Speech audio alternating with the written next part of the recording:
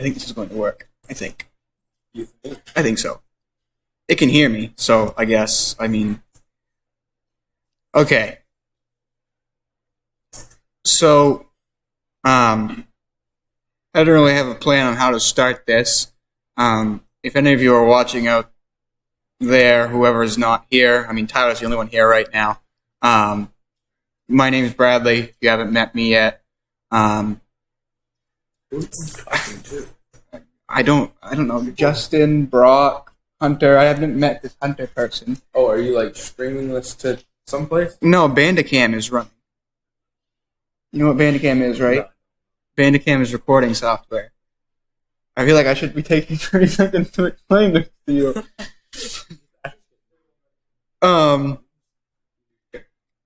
So I do a lot in my free time. I've been involved with FIRST since my freshman year of high school. I do a lot in my free time with electronics and programming. And I'm with what Mr. Klein described to me as what he would like to be, as what he would like to see you guys be able to do. I think I can get you guys to enough of an understanding that you could actually undertake some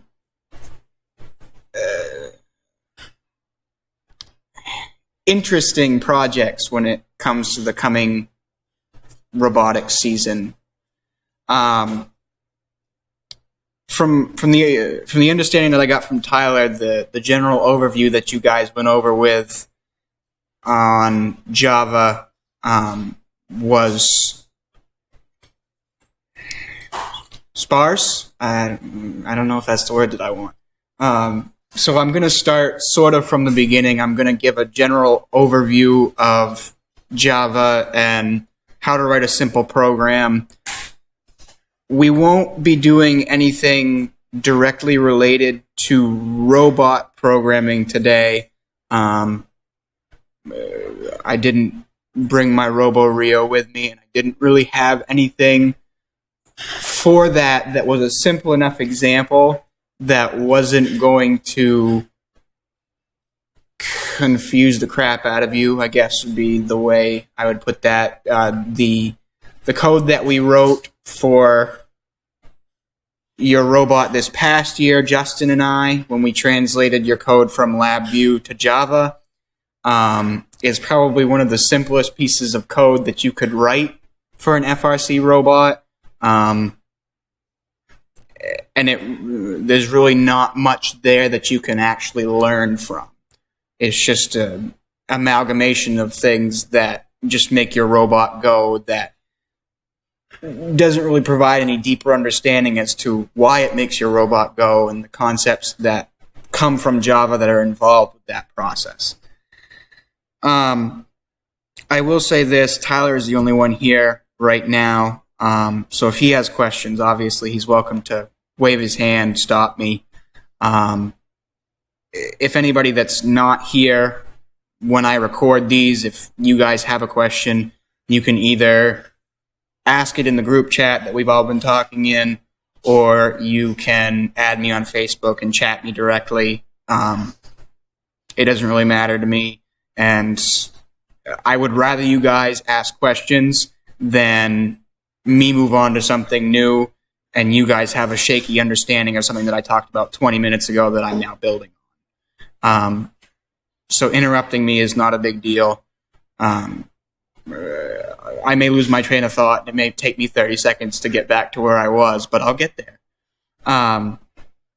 So to start with, I'm going to start with the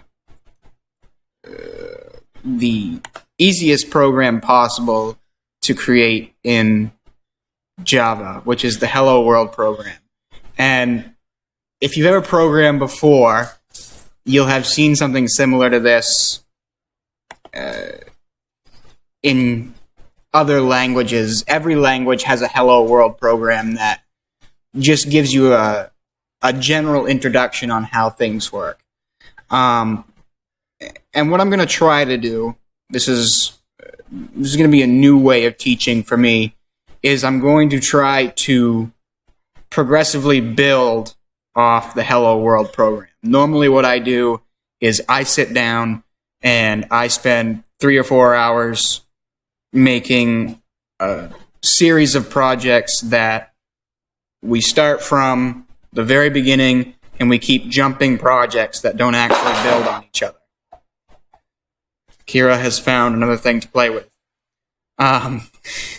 So you're going to see me start with a very simple program, and I'm hoping that as we go along, I won't be jumping from project to project. The theme will roughly stay the same. In the beginning, it will just seem like nonsense, but as we move along, I'm hoping that things will start to make more sense. For the moment, I'm not going to talk about creating projects. It's like creating any new file, really, in a program. If it seems a little bit... if the things that you're seeing on my screen right now seem a little bit off it, really the only things that you need to worry about are your project name, and once you have a project name, pushing the finish button. For the most part, you guys won't have to worry about changing any of these settings. They're preset for you, and changing them probably would actually make more of a mess than even I would want to deal with. So I'm just going to call this a buildable project simply because I don't have a better name for it. And I've got a lot of projects in my project space. If you go and follow along with me, either through the video or with a programming environment open. I'm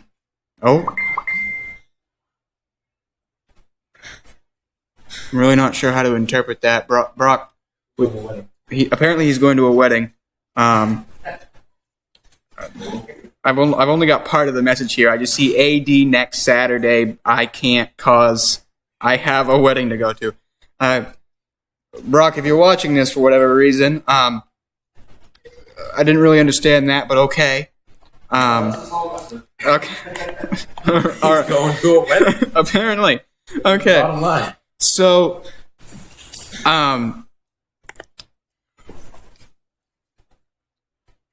right now I'm just going to step through and make things that I need to create this project and actually get us started. As we get further along, I'm going to talk about more of what you see. It's very hard to start teaching a programming language, I've come to find, because a lot of editors add in a bunch of extra clunk that either works to confuse the user or just adds a lot of stuff that you won't actually have to deal with until you're further along in understanding a language. So I'm just going to give this a random name. I'm going to call it main. Default package is discouraged. Fine. com.zephyr.basics. So for this video, I've turned up my font significantly, as you can tell, just so that it's easier for the people that are actually here to see.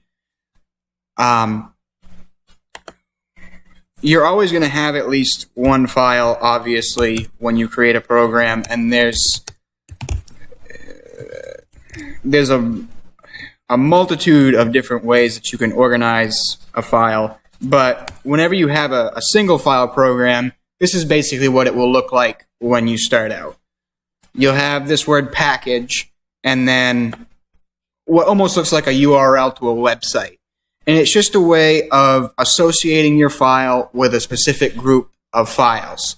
For single file programs, this isn't particularly important, but as your programs get larger and you split them up into multiple files, packages become extremely important, specifically for organization.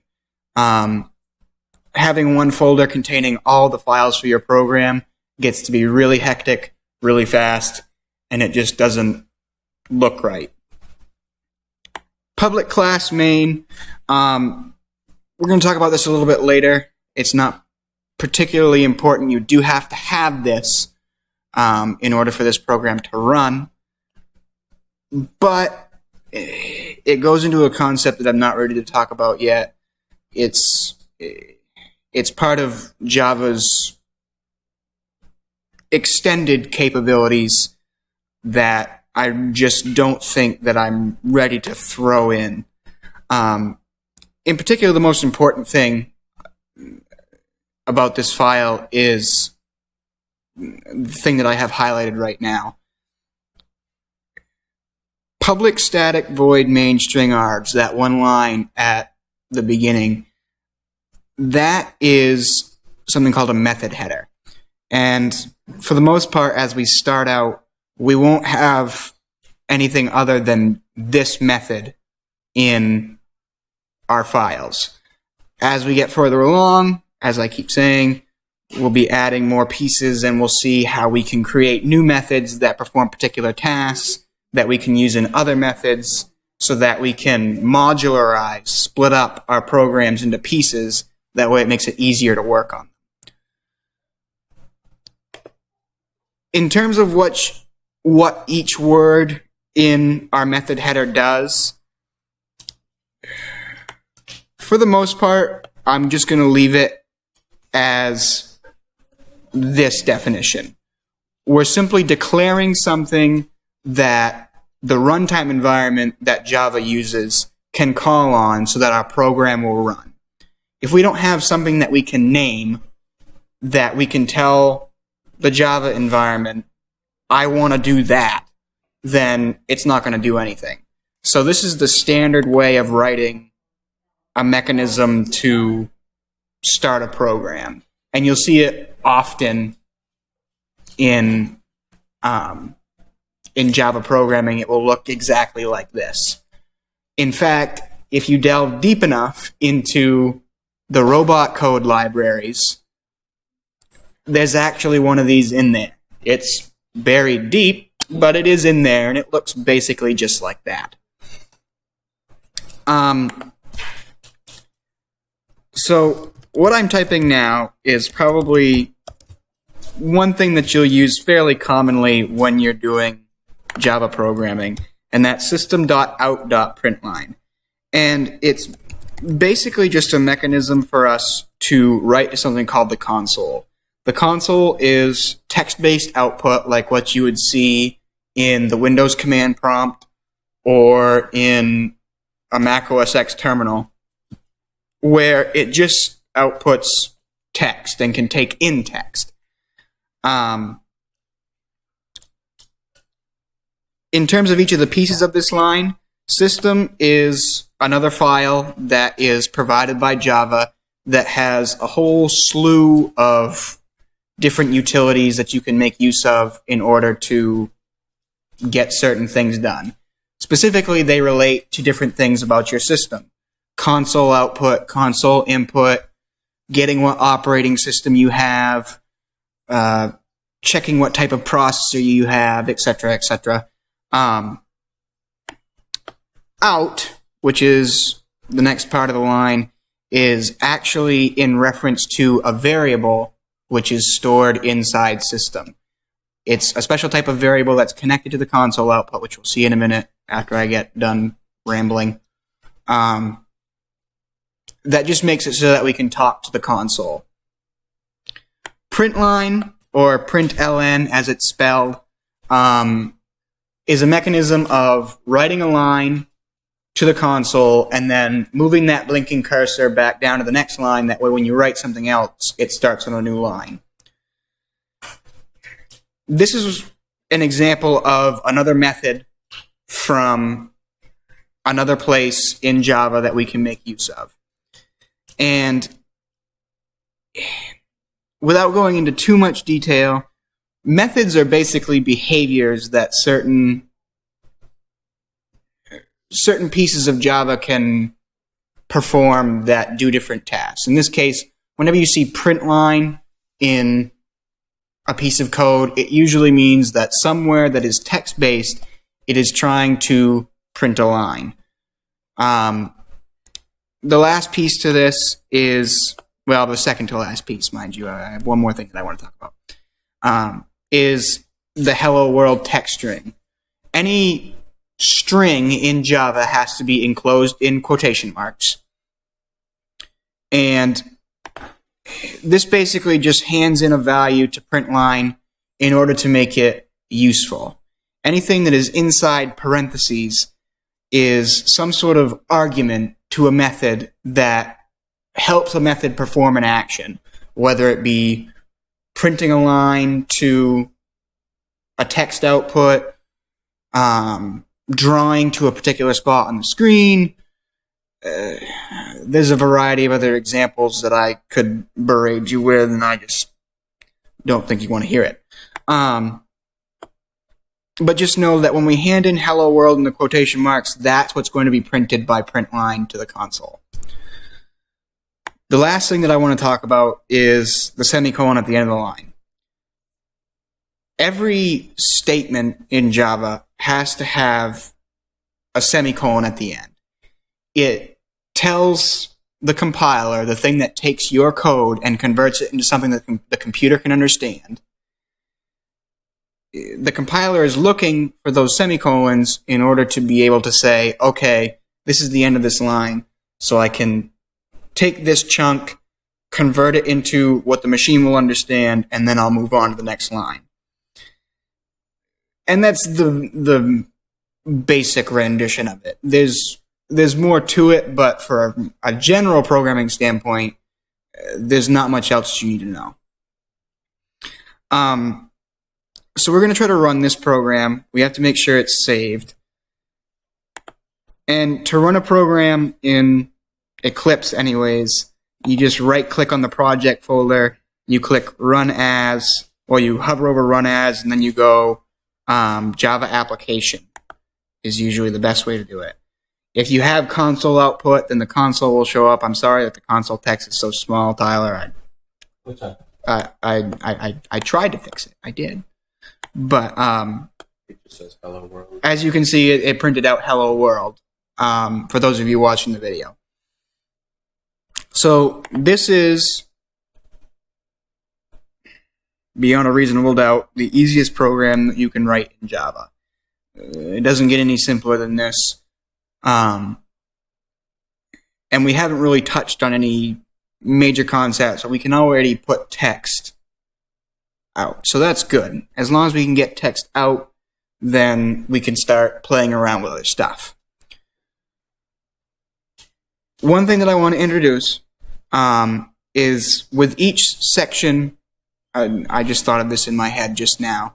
With each section of things that I talk about, I am going to comment out that section.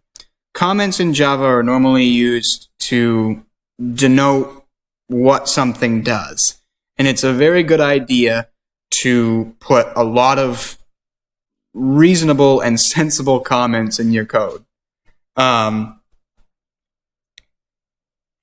Just as a bit of a horror story from my personal experience, my friend Derek was the lead programmer on the team that I come from, Mesolonsky's team, in the 2012 Rebound Rumble year.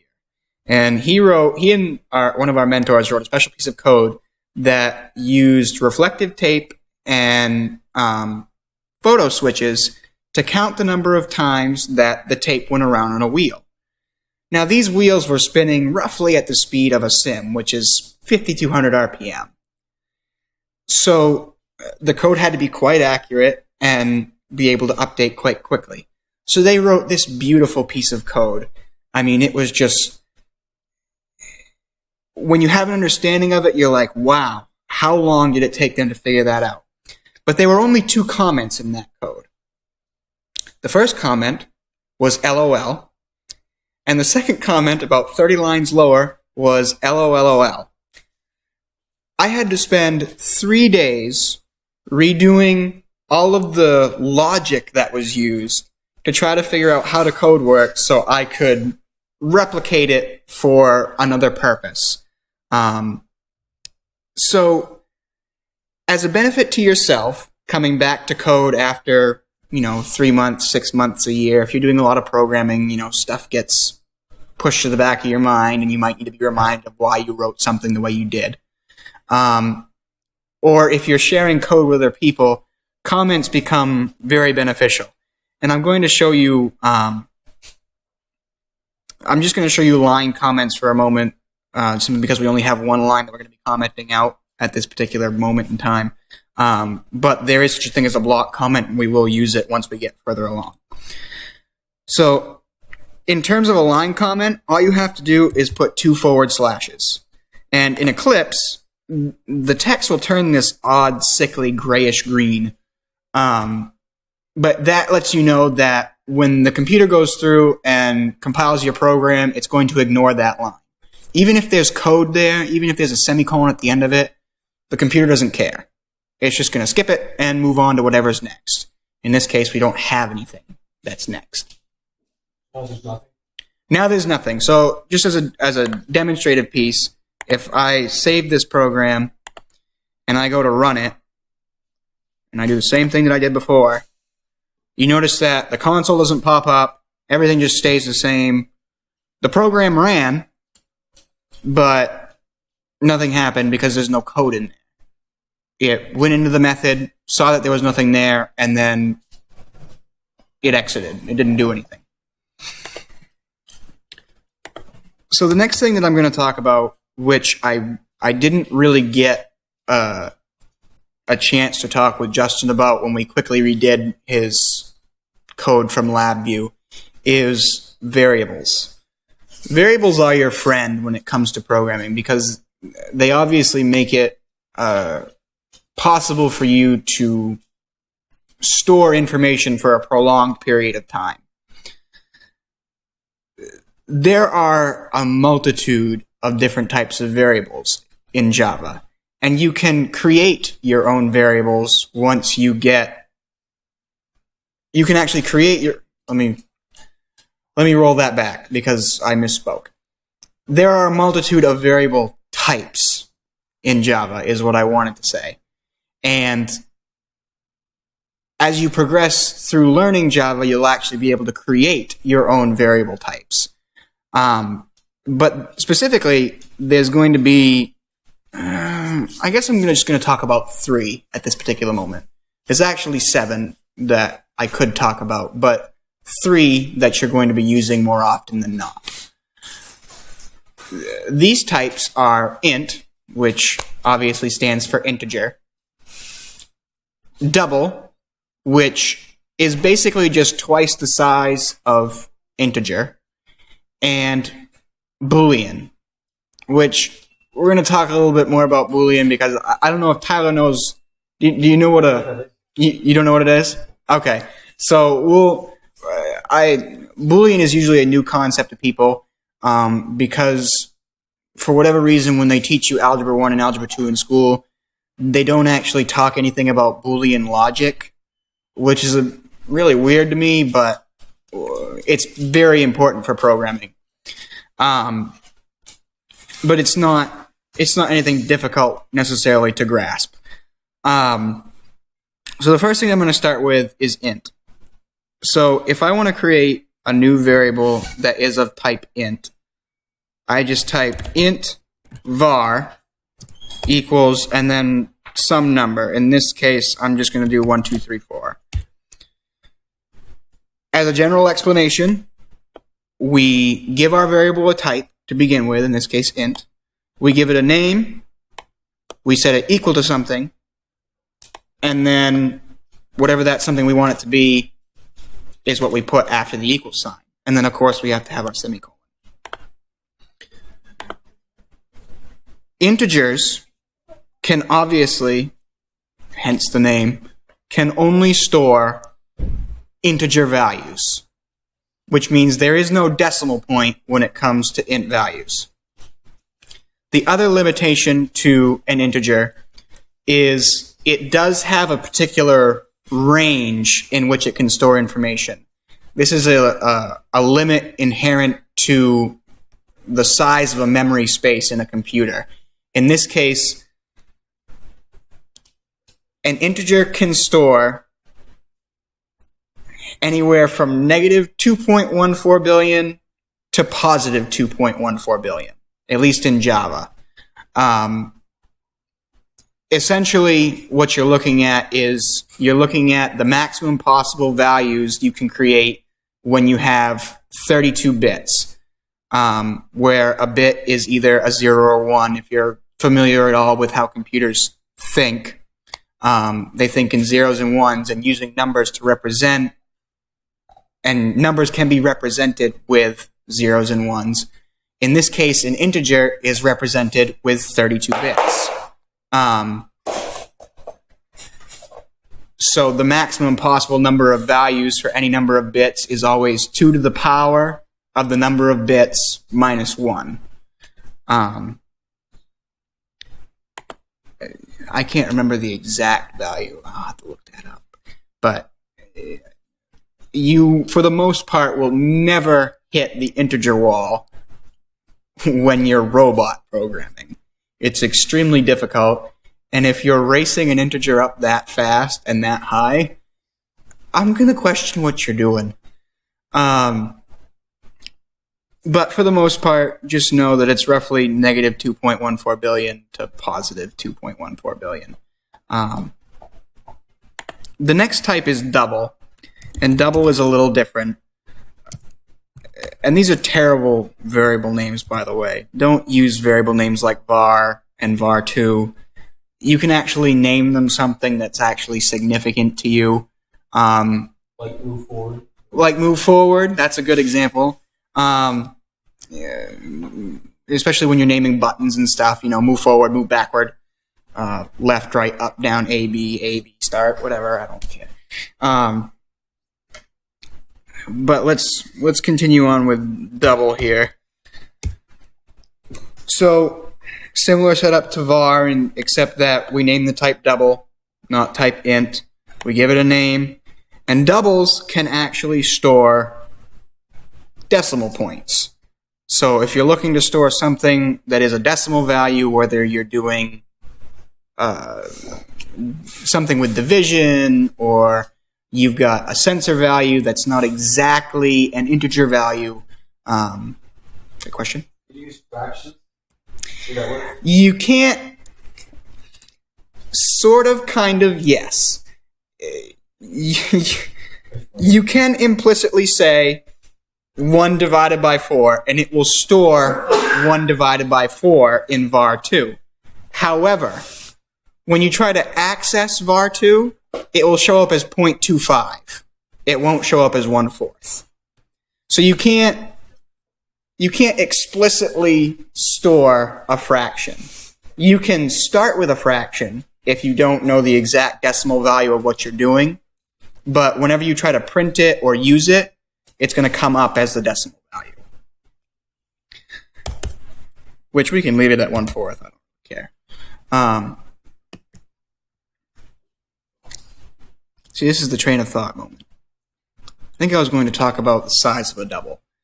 So, a double is 64 bits long, conventionally.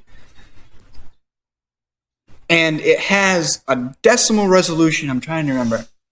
I think you can go to 16 decimal places with a double. It's either 16 or 17. I can't remember the exact number.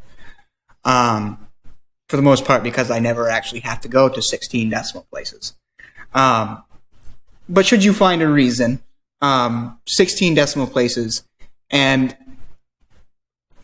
I cannot think of a reason, I personally never have, but I cannot think of a reason why you would hit the double wall. The reason being, the furthest edge of the double wall, on the positive end, is 3.8 times 10 to the 38th power. That's how big of a number you can store in a double. So that's 3.8 with 38 zeros after it. So, 38 with 0. 3.8 with, 38 zeros after it. Yeah, my brain is not with me today. Very big number. It's a very big number. And you can also do that in the opposite direction. It can be negative 3.8 times 10 to the 38th power if you want. So it's going to be another one of those things where I'm going to look at you real funny if you hit that wall. Just because it is very rare for what we do anyways to approach those numbers. If we were doing big number crunching, like weather simulation, trying to calculate pi and really making a mess, you'd want something bigger than a double, simply because of decimal resolution and the size of the number, etc., etc. But for our purposes, if you need something bigger than a double, there's got to be a more efficient way of doing what you're doing. But any more questions, Tyler, about double? Double a little bit more. No. A little bit more involved than int. So the third one I'm going to talk about at this particular moment is Boolean. This is one that probably no one is going to be inherently familiar with. Justin might have a basic understanding of it from what we talked about when we redid his code. A Boolean is a representation of that 0 and 1 value. It's either true or it's false, where 0 is associated with the false and 1 is associated with true. Excuse me. So obviously it can't have any other value than true and false. And normally this is used for making decisions in a program where you have a certain condition that has to be met, and if that condition is true, then you want to do one thing, or if that condition or another set of conditions is false, then you want to do something else entirely. Creating a Boolean value is no more difficult than creating a numeric value with either int or double. You simply name the Boolean type. I'm just going to call it var3 again. And then you give it either a true or false value, which in this case I'm going to give it a true value. Everyone. Well, now here's the thing. For the most part, there are some exceptions to this rule, particularly with a different piece of Java that allows you to do something special with the Boolean variable type. For the most part, you're going to want to type true and false. While they represent 1 and 0, most of the time, depending on how you have your programming environment set up, it will get upset with you if you set a Boolean value to 1 or 0. At least in Eclipse, I know that it does it. It gets angry and tells you did something wrong when in all actuality you didn't. A lot of other programming languages will let you use either or. If you want to use 1, go ahead. If you want to use 0, go ahead. If you want to use true, go ahead. If you want to use false, go ahead. But for the most part, Java is a stickler.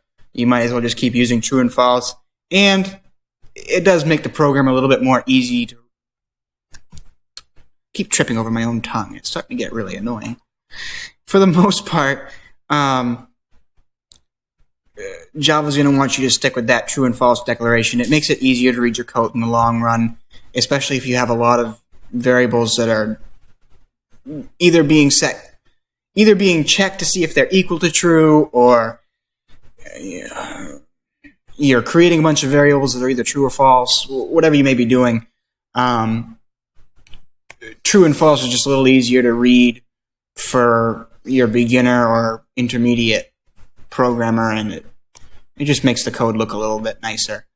I actually lied a bit. There is one more variable type that I'm going to talk about. It's not like these 3 other types. These 3 other types are called primitive types. They're types in Java that are hard-coded into the Java language, and they can be directly associated with a piece of memory space on your computer. They can live in a block of memory under their own power without any other accessory mechanisms getting in the way, I guess would be the way I word that. And like I said, there are 7 of them. We're only talking about 3 here because these are the 3 that you're going to be using the most. But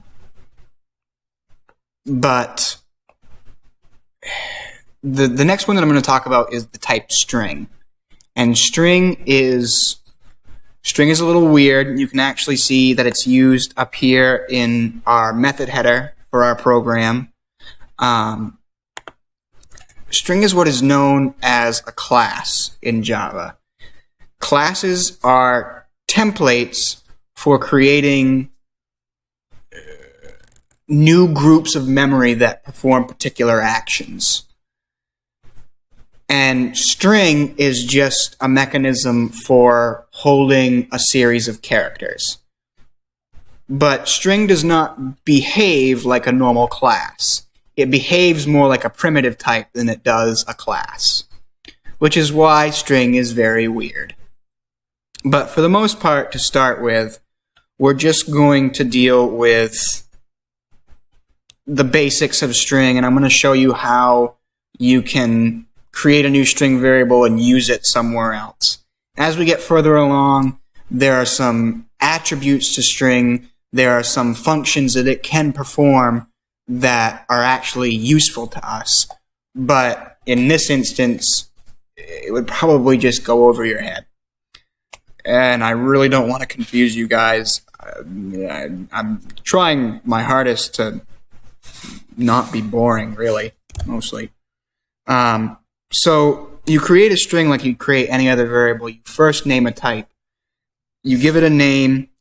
And then what you can do is you can use the double quotes again that we saw up in system.out.println hello world to create a new string, which in this case I'm just going to type this is a new string.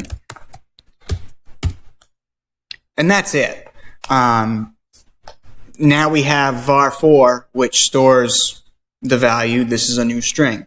We don't have to worry about where it's stored in memory. We don't have to deal with any of that. It knows how all the pieces that it stores connect together, and whenever we want to use it, it will pull those pieces out and make them accessible to us. So as a demonstrated piece, I'm just going to show you how you could print these values to the console. It would help if I could spell.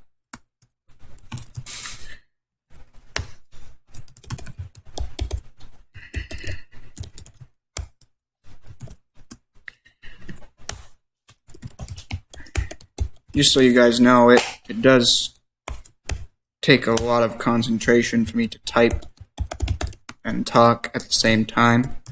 So I'll cut in and out when I start typing. I don't know why. I just can't seem to focus on the 2 things at once for some reason. But so now what we're going to do is we're going to save again, and I'm just going to show you that we can now print what we created for variables.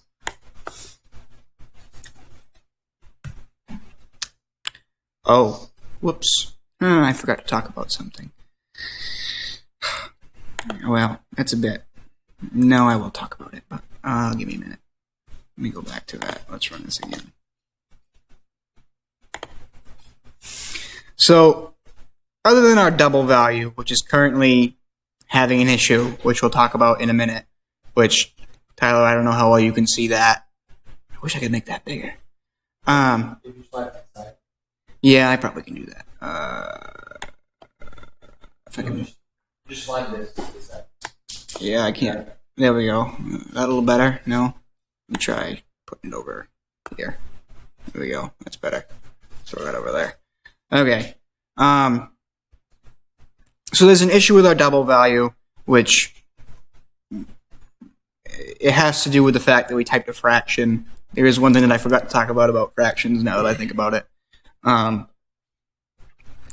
But as you can see, for the most part, we print the values that we would expect. We see 1, 2, 3, 4, we see true, and we see this is a new string.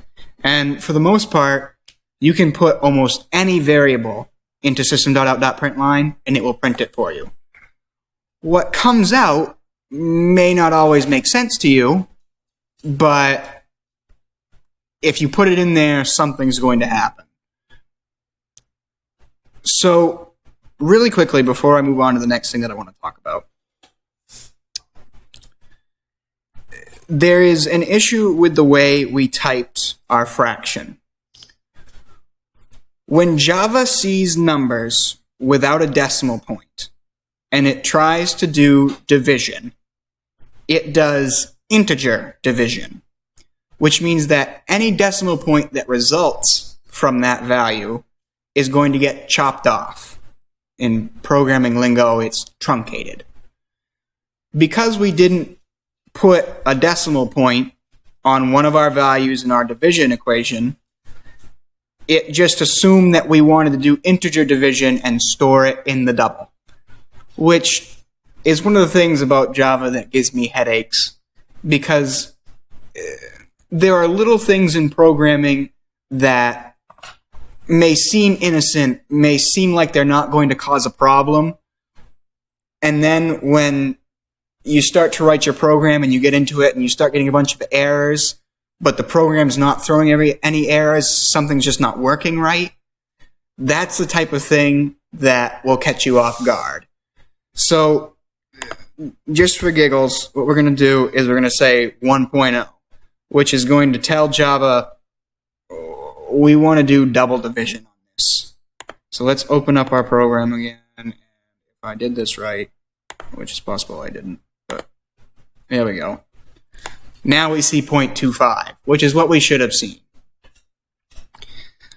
And that's one of the things about Java that can sort of make life a little bit difficult. But as you practice and get more into programming and deal with these issues and have to do it more consistently,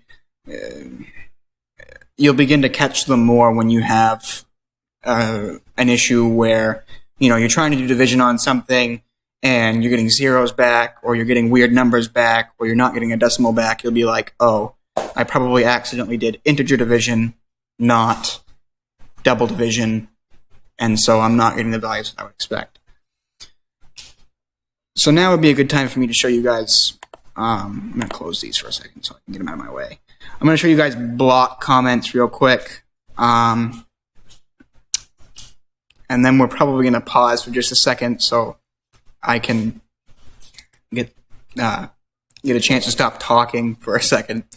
But a block comment basically just looks like this, where you have forward slashes, a forward slash, an asterisk, and then the block of code you want to comment out, and then an asterisk and a forward slash. And that just makes it that you can lop out a huge chunk of code all at once without having to fight with anything.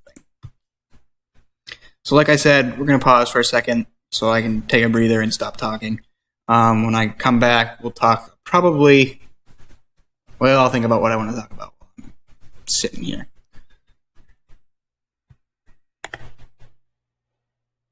Okay, I think we're back. Bandicam seems to be behaving itself. So, we're going to keep going.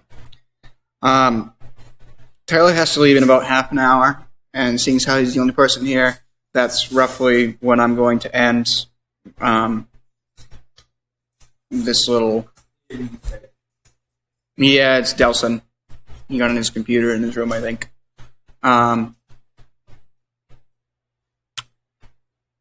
The next thing that we're going to talk about, which, as I said, I was going to think about while we were on break, which we were on break for probably 20 minutes, is I'm going to talk about if statements. If statements are a mechanism that you can use to ask questions in Java. Is this value equal to this value? If it is, do something. If it's not, do something else. And it's sort of a gateway to doing more complex things in Java. There are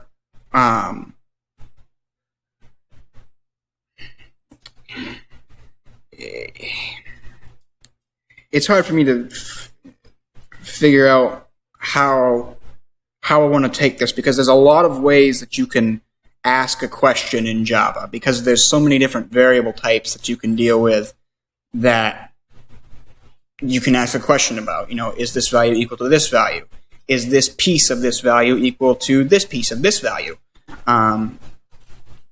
Etc., etc. For the most part, I'm going to show you numbers and Boolean for the moment.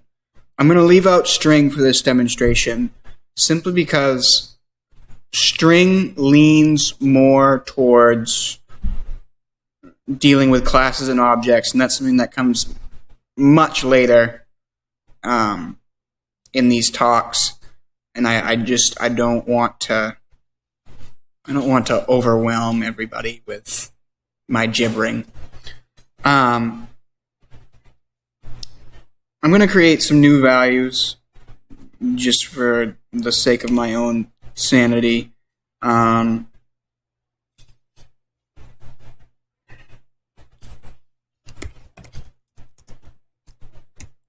And these values are sort of arbitrary in nature. I'm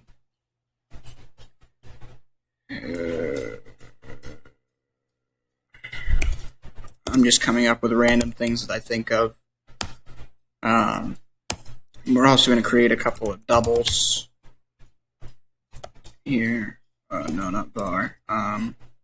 Let's not do var again. Good God. I don't know. Peanut? Okay. We'll say 3.45 peanuts. And then double butter. It will be 3.45 butters. Whatever a unit of butter is. And then we are going to do a Boolean value, which this value equals true. Boolean. That value is false.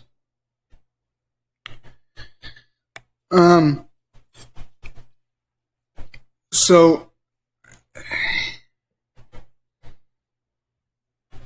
when you create an if statement, you're looking for a decision to be made so that your program takes one direction or the other.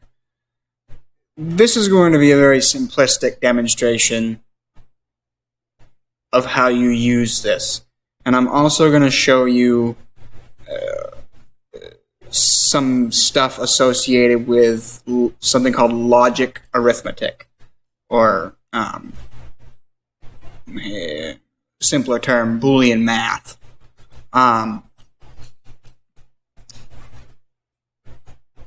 To start with, let's just look at what it looks like to see if two numbers are equal to each other. So to start an if statement, you can say if universe. Now I'm going to go over this again in a second. I know, and I'm going to explain why in just a second. Let me So this is a very simple structure to an if statement. We start out with the word if, and then in parentheses we put the condition that we want to check against. Now in this case, we want to check to see if the value in the int universe is equal to the value in the int clues. Now, Tyler pointed out that I put two equal signs, and that was actually on purpose.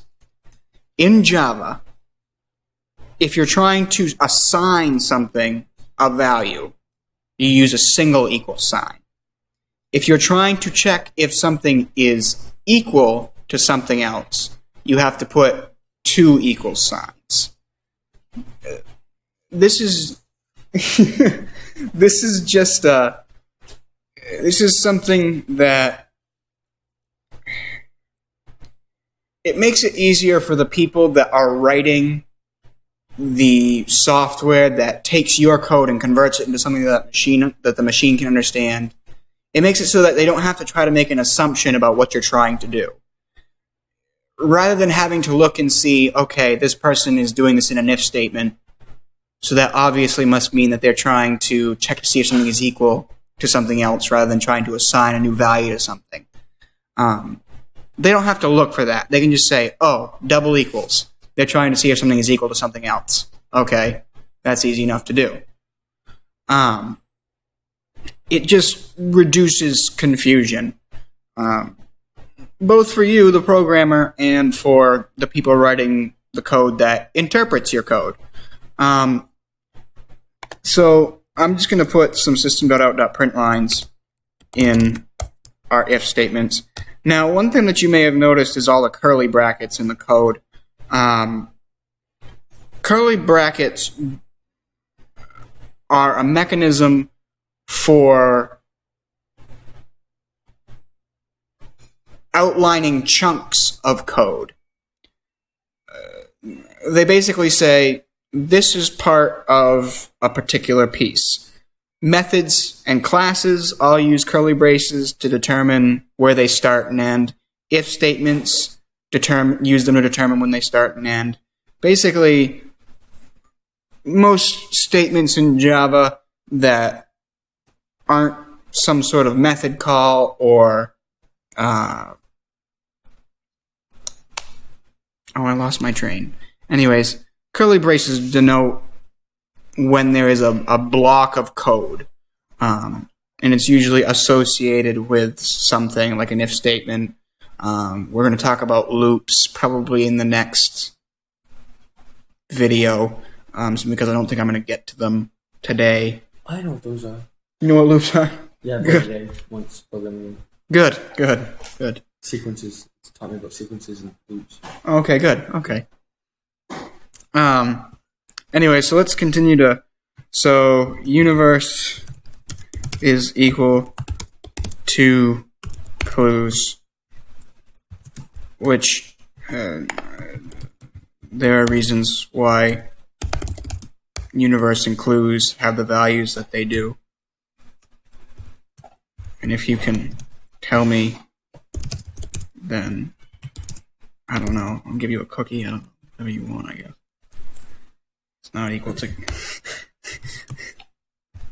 I'll give you a hint. They're both from books.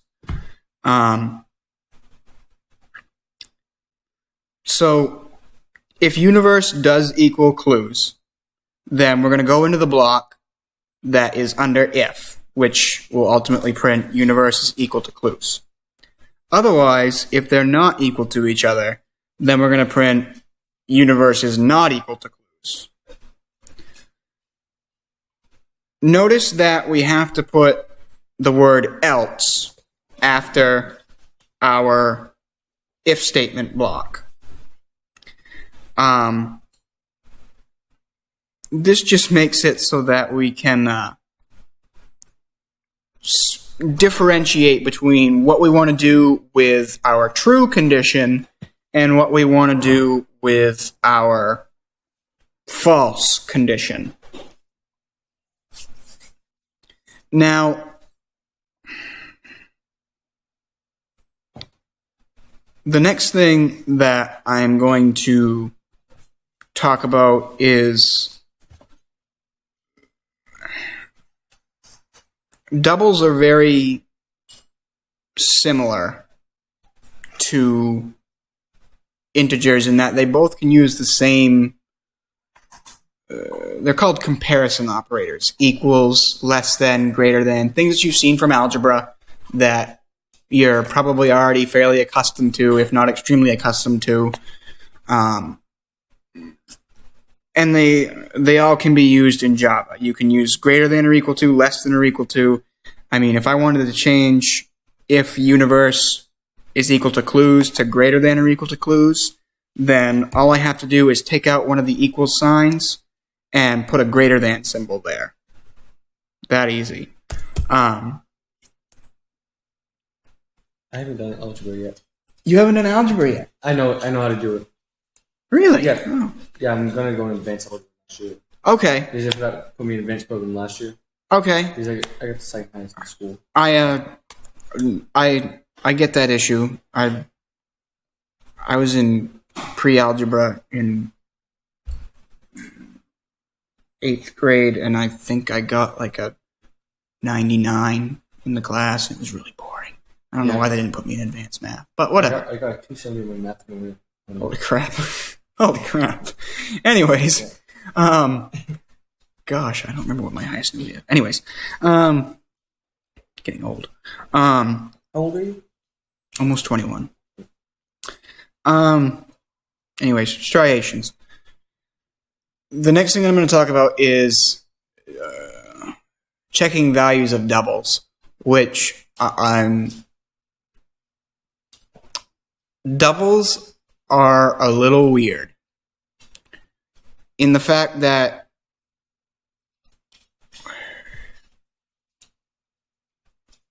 with the way numbers are stored in computers, this is not an issue that is only present in Java.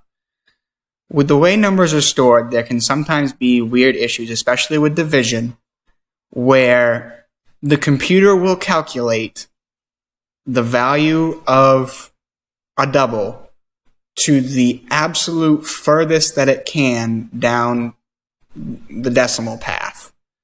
You could end up doing, 1 divided by 3. And you will get 0.333333333 right until the end of that 16-digit precision that you see. So I thought it would happen. I was thinking that. I didn't want to interrupt you. Oh, yeah. No, you will. It's good that you're thinking that because it does happen. And while, for the most part, in programs, it's not always a big deal, if you're trying to get to a particular value, specifically if you're trying to check to see if that value is equal to something, like let's say you have a double that's 35.0000003, I think that was enough zeros, and you try to see if it's equal to 35, the integer 35, Java will tell you that it's not. Because Java sees that extra decimal point, no matter how infinitely small it is, and says, no, that's not actually equal. If it were just 35, like 35.0 is equal to 35, then Java would be like, yeah, that's fine. But any sort of decimal point, even if it's all the way to the end and the end number is 1, and you try to set it equal to whatever the leading number is beyond the decimal, Java will tell you that it's not equal. And it's another one of those things that can cause hairy issues when you're trying to deal with division and sensors and et cetera, et cetera. But with double, I'm going to show an extended version of an if statement. Before I do, I'm going to ask Tyler if he has any questions, simply because this is one of those things where as I extend along, if there's not an understanding of the first part, it could make more of a mess. Yeah. You're all set? Okay. Yeah. So, there are ways to ask multiple questions with one if statement. So, Tyler, if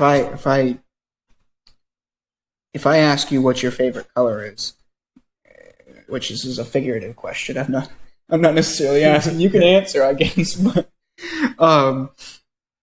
there are a multitude of colors that you could tell me. Oh yeah, okay, I understand. So, in a computer program, what we'd have to do is we'd have to say, if Tyler's color equals red, do something. If Tyler's color equals orange, do something. If Tyler's color equals yellow, do something. And it would roll on like that forever. Until you finally had enough asking. Yeah. When you finally hit something. But what if you wanted to group all those questions together? That way, once you had found the answer, you didn't have to keep asking the questions. Like, if I asked you red, orange, and yellow, and then you tell me yellow, would it make any sense to ask you if you liked green? No? Green is my favorite. Okay, that works though. Yeah. Okay, good. So what I'm about to show you is that situation where you can ask multiple questions with an if statement and not ask the extra questions that come after it.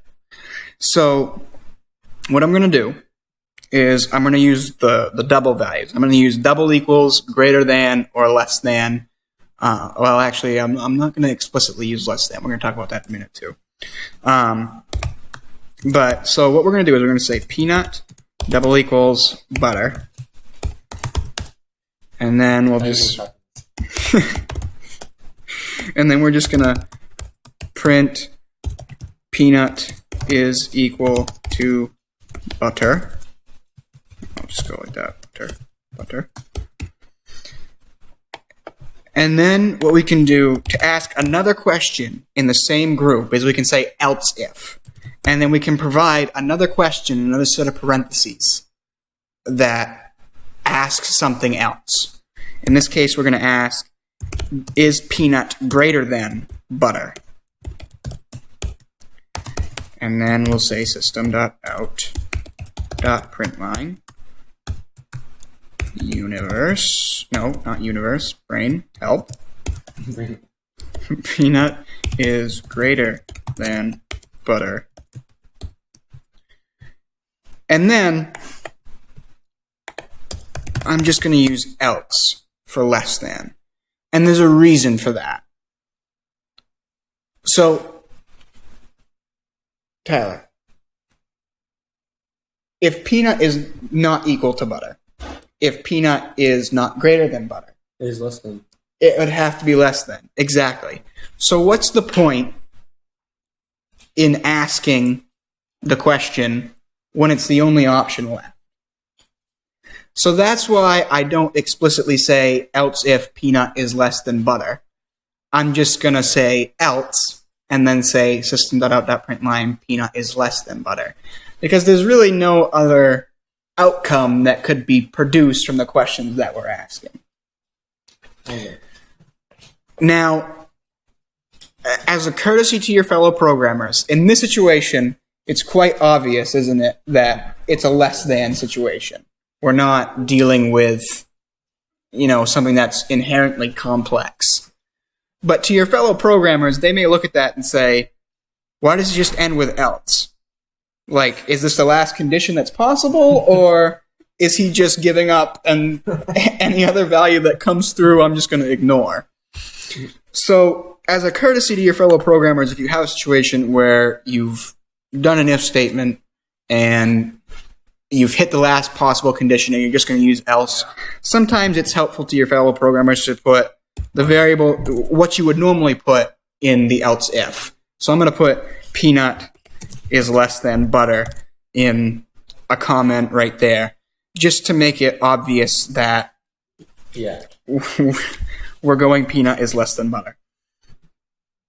And then we'll do our system.out.println. Peanut is less than butter. Okay.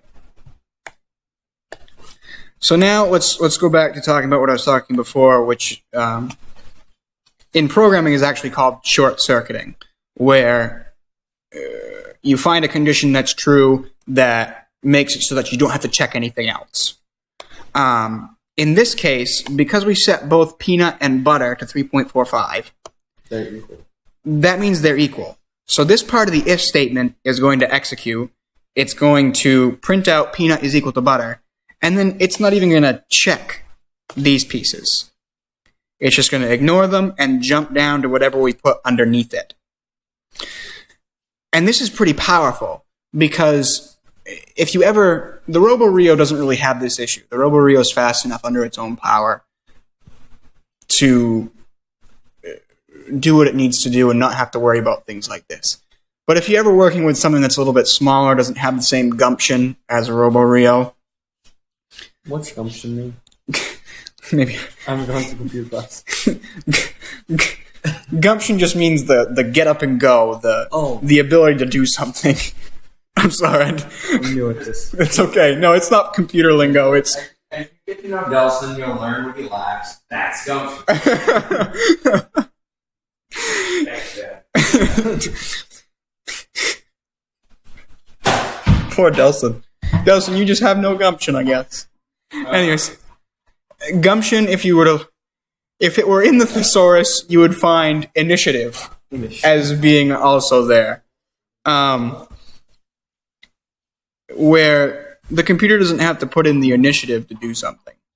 It's like, I'll do it later. Exactly. So, in the case of the RoboRio, you don't have to usually worry about, at least with if statements, simple if statements, you don't have to worry about the initiative required to do the calculation. The RoboRio is going to do it, and it'll be done faster than you can snap your fingers, blink, think. It's just going to happen. If you're working with smaller devices, short-circuiting actually becomes kind of helpful. I know that some of the stuff that I do with little embedded microcontrollers, which have... Microcontrollers? They're like little computers, but they're designed for specific purposes. Like making a McDonald's thing, McDonald's toy thing? Like making McDonald's toys sing. Yes, that's actually a really good example. Small stuff like that, that would be one of the situations where you might want to worry about, is there a way to short circuit this so that it, doesn't have to check every single thing that I write here. But for the most part, it's not an issue with the RoboRio.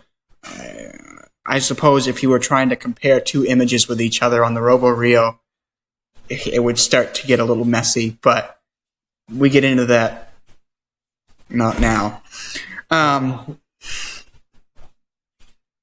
So the next thing that I'm going to talk about, and this will probably be the last thing that I talk about before I run the program and make sure that everything that I did actually works,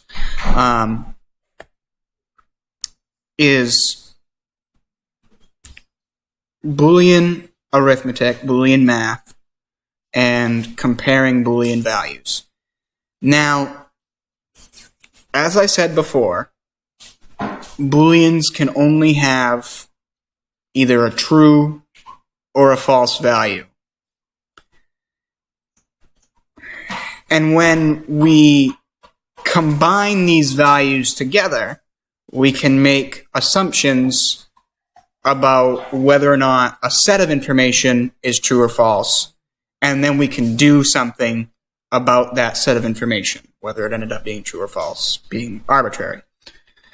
As a side comment to all this, when Java looks at something like universe double equals clues, it actually takes each value of universe and clues and says, are these equal to each other? And either produces an actual true or false value. And that is what's actually evaluated by the if statement. The numbers themselves aren't being evaluated when the if statement goes around. What's actually being checked is whether or not the resulting math that's happening is true or false. And the same goes for less than, greater than or equal, less than or equal, etc., etc. So I'm only going to use this value and that value in this situation, and I'm going to show you several things that may seem uncomfortable, simply because I'm going to add comments and I'm going to try to explain it the best I can. But for someone who's new to Boolean algebra and Boolean logic, it may seem a little weird. but I'm gonna work through some examples as to why you might want to do stuff like this the best that I can, and hopefully, if Tyler has questions, then maybe it's similar questions that people watching will have, and I'll be able to clear up most everything. I am on a time constraint here. I don't actually. Here, like 12 minutes. 12 minutes? Okay. So let's try to work through some of this. So the first thing I'm going to show you is just general comparison. So this value double equals that value. So for setting something equal to something else, it's the same thing as numbers. Or checking to see if something is equal to something else is the same thing as numbers. And we can just do system.out.println. And then this value is equal to that value. And then we can go else system. This value is not equal to that value. So in its simplest form, that's how you compare two Boolean values. It's no different than numbers. Fairly straightforward. But now what we're going to do. So obviously, with the way that we currently have the variables set up, that information, that question is going to evaluate to false. This value is not equal to that value, because this value is true and that value is false. Obviously, if something is true, it doesn't make sense that it's false. False. False, tongue. Say false. Jeez. But now I'm going to show you one of the special Boolean logic operators. It's called NOT. And NOT, basically what it does is it makes a false value true and a true value false. Why does it do that? Why? Well, there are a variety. You asked why, right? I said how. Oh, how? Yeah. It is the way that Java interprets the character that I'm about to use. It's actually an exclamation point, and you'll see it in a minute. But basically what it does is there's a particular, like PEMDAS in math, there's a particular order of operations that things happen in Java. And I'll leave myself a note to find the company that maintains Java, Oracle, the Oracle Foundation, has an actual sheet that you can look at that has the order in a nice spreadsheet that says this happens before this, this happens before this, this happens before this. I'm going to download that. On my... And not is one of the things that happens before an equals operation. So in terms of how it does it, it's just the way that the program that interprets your code into machine code, it's just how it interprets that information. It sees that the value is false, but you also put a not value, a not operator in front of it. And so it says, okay, so then I should interpret this value as true then. But it's fairly straightforward to use. If this value, which we know that this value is equal to true, is double equal to exclamation point that value. Oops. That was not what I wanted. Then we're going to do system.out.println.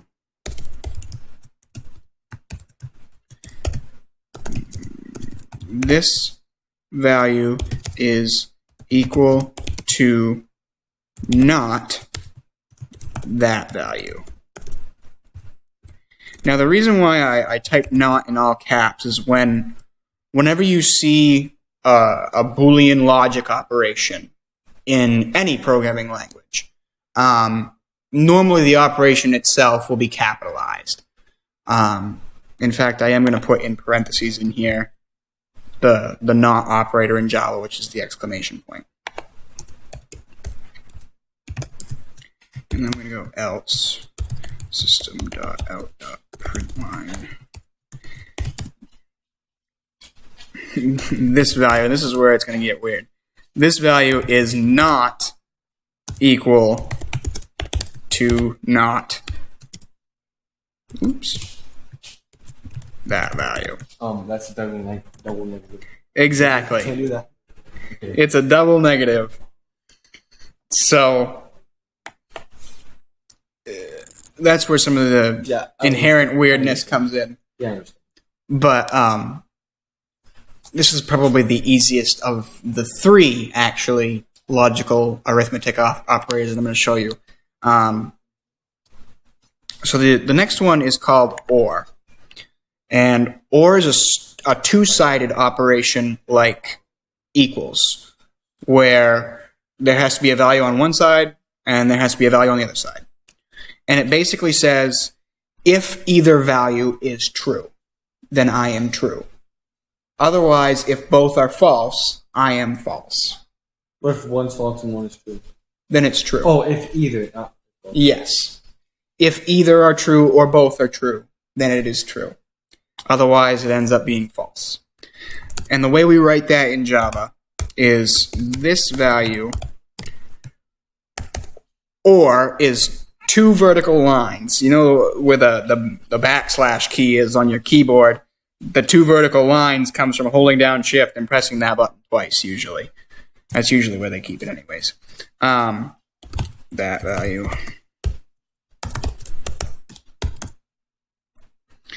So if this value or that value is basically how you would read that. If this value or that value. So if true or false, when you think about it as a sentence, it would obviously be true.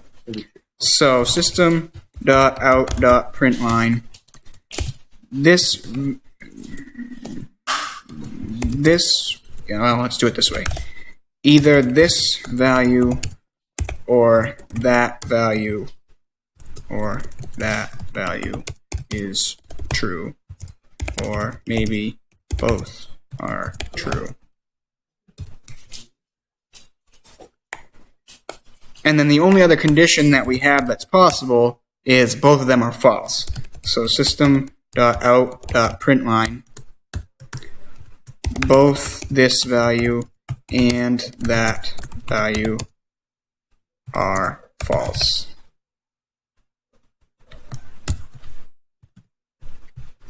So,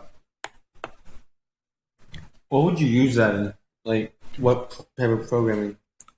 OR is used for a lot of different things. Some common examples, if you're trying to check two numbers, if they're equal to other numbers, like let's say that we wanted to check and see if either peanut and butter are equal to each other, or universe and clue were equal to each other, and we wanted to do something if either one was true, then we could do that. Yeah. There are a variety of reasons why you'd use it in a programming situation, and it's kind of hard to come up with one just to generalize.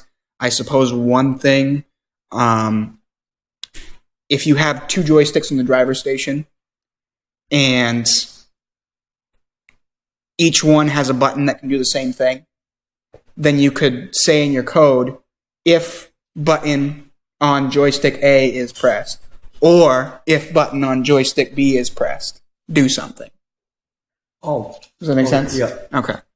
So that's really the FRC version of the example would be something like that, where you have buttons on two different controllers or two different devices, and you wanted to say, well, if either one is true, then I want to do something.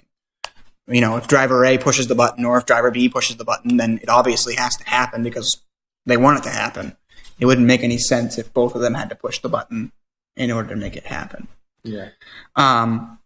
Which, speaking of both, the last logical operator that I'm going to talk about before we get done, because we are edging on the end here, is the AND operator. The AND operator basically says if both sides are true, then I am true. Otherwise, false. So if one or the other is true or both are false, then the answer is false. So Wait, do you mean if one or the other is false? If one is true and one is false, it's false. yes. Okay. So and only has one thing that can make it true. They both They both the logic on both sides has to end up being true. So if you turn each key, it goes. Yes, exactly.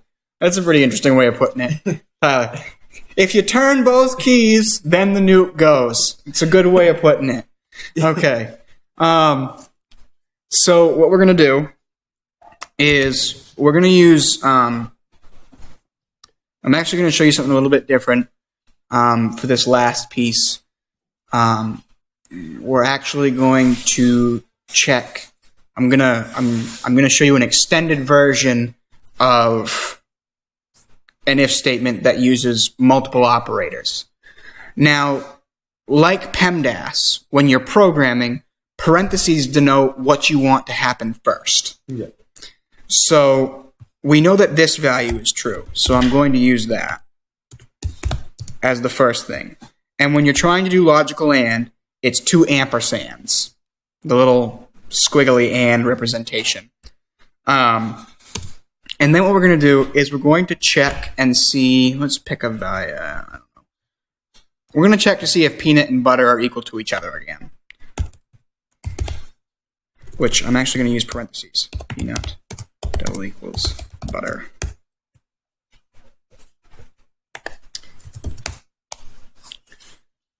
So what we'll do is we'll go system.out.println.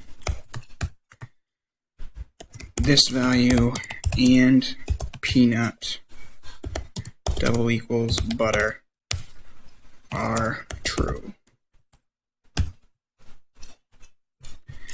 Else system.out. Either this value or peanut double equals butter are false, or maybe both are false. So basically what that will end up doing is, obviously with our current setup, it will always print this value and peanut double equals, I forgot to capitalize, whoopsies. This value and peanut and double equals butter are true. That will always print. Actually, that should be is true. Stupid. What's the difference? Between is and are? Grammar. Yeah. My terrible grammar.